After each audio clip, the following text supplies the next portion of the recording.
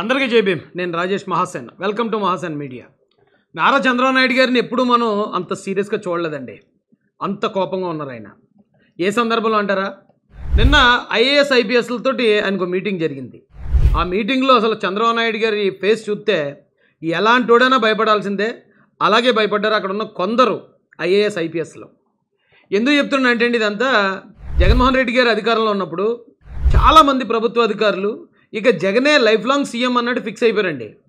ఇక చంద్రబాబు నాయుడు గారి పని అయిపోయింది, ఇంకా ఆయన ఎప్పటికీ సీఎం అవడం. కాబట్టి మనం ఎలా పనిచేసినా ఇంకా అడిగేవాళ్ళు లేడని తెలుగుదేశం పార్టీ మీద, చంద్రబాబు నాయుడు గారి మీద, లోకేష్ గారి మీద ఇక ఘోరాతి ఘోరమైన దాడులు చేశారండి. దానిలో ముఖ్యంగా ఈ ప్రభుత్వ అధికారులు ఐఏఎస్ ఐపీఎస్లే. అందులో నేను చూశాను ఐఏఎస్ శ్రీలక్ష్మి గారు, అలాగే ఒక ఇద్దరు ముగ్గురు ఐఏఎస్ రెడ్డి గారులు ఉన్నారు. దాంతోపాటు సిబిసిఐడి అడిషనల్ డీజీపీగా పనిచేసిన పివి సునీల్ కుమార్ గారు, అలాగే రిషాంత్ రెడ్డి గారు, ఎస్పీ రిషాంత్ రెడ్డి.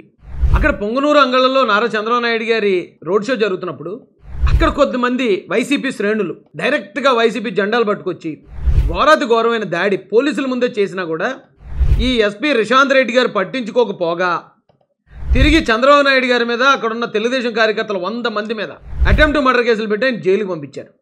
చంద్రబాబు నాయుడు గారిని జైలుకి పంపించడానికి కుదరలేదు, కానీ లేదంటే ఆయన కూడా జైలుకి పంపించుండేవాడు. అలాంటి రిషాంత్ రెడ్డి ఈ రోజున ఏమి ఎరగని ఎల్లుల్లిపాయలాగా ఒక బొకే పట్టుకెళ్ళి చంద్రబాబు నాయుడు గారికి ఇస్తున్నాడు. వీళ్ళు చేసిన అన్యాయాలు చంద్రబాబు నాయుడు గారు మర్చిపోలేదండి. అయితే ఆయన దగ్గర ఉన్న గొప్ప లక్షణం ఏంటంటే, ఆయన మీద జరిగిన దాడులు, ఆయనకు జరిగిన అన్యాయాన్ని మర్చిపోడు. ఆయన రాష్ట్రానికి జరిగిన అన్యాయాన్ని, కార్యకర్తలకు జరిగిన అన్యాయాన్ని మాత్రం ఆయన ఎప్పటికీ మర్చిపోడు. అదే పివి సునీల్ కుమార్ గారు వన్ సైడెడ్గా వెళ్ళి రాజధాని ఎస్సీ రైతుల మీదే ఎస్సీ ఎస్టీ అట్రాసిటీ కేసులు పెట్టడం, ఎంతోమంది తెలుగుదేశం కార్యకర్తల మీద ఈ సోషల్ మీడియా కేసులు పెట్టడం, చాలామంది మీద చాలా రకాలుగా అధికార దుర్వినియోగం సునీల్ కుమార్ గారు కూడా చేశారు. అయితే ఈ ఐఏఎస్ ఐపీఎస్లు ఊహించుండరు మళ్ళీ మనం ఒకరోజు సీఎంగా నారా చంద్రబాబు నాయుడు గారి దగ్గరికి మనం వెళ్లాల్సి వస్తుందని కనీసం కల్లో కూడా ఊహించుండరండి. కనీసం ఆ కళ వచ్చినా సరిపోయిన వాళ్ళకి ఆ కళ వచ్చినా కూడా భయభ్రాంతులకు గురవుతారు. కళలోనే తట్టుకోలేని నిజం ఈ రోజున కళ్ళ ముందు ప్రత్యక్షమైంది. ఈ ఐఏఎస్ ఐపీఎస్ ఆఫీసర్లకి నాకు తెలిసి ఆ మీటింగు ఒక హర్రర్ షో చూసినట్టు అనిపించి ఉంటుంది. వాళ్ళకి నారా చంద్రబాబు నాయుడు గారిని చూస్తుంటే ఆకలితో ఉన్న సింహాన్ని చూసినట్టు అనిపించి ఉంటుంది. ఎంత భయపడ్డారో అండి పాపం బిడ్డలో. వాళ్ళని తలుచుకుంటామంటే జాలేస్తుంది. అయితే ప్రతి పోలీస్ అధికారి, ప్రతి గవర్నమెంట్ అధికారి మీరు దృష్టిలో పెట్టుకోవాల్సింది ఏంటంటే, ఇక్కడ ప్రభుత్వాలు మారుతూ ఉంటాయి, కానీ ప్రభుత్వ ఉద్యోగులు ఎప్పటికీ శాశ్వతం.